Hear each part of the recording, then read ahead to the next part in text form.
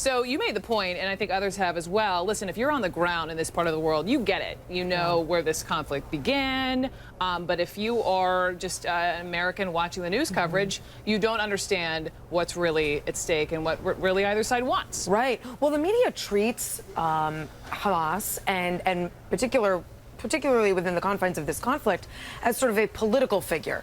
And so when they talk about Hamas's demands, it's the ceasefire, it's an end to the blockade in Gaza, it's to maintain their tunnels.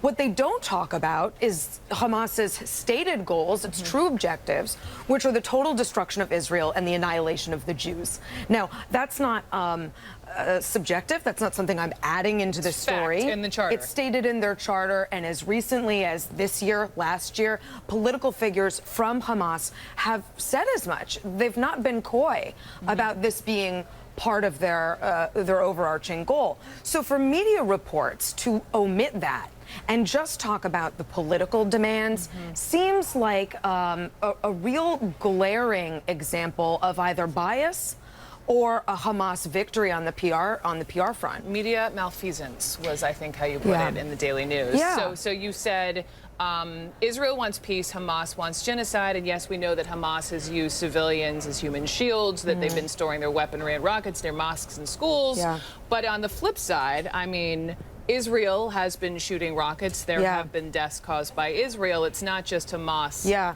Well, no, and it's not, there's a lot of hand-wringing over the bias in the media, and it's not biased to reflect sympathetically on the deaths of innocent Palestinians. Palestinians are people.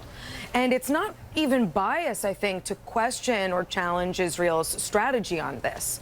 The bias comes in that omission. I mean, imagine if we were doing a news report, you and I, on what Hitler wanted. And we said, well, he very much wanted to annex Poland and parts of Russia.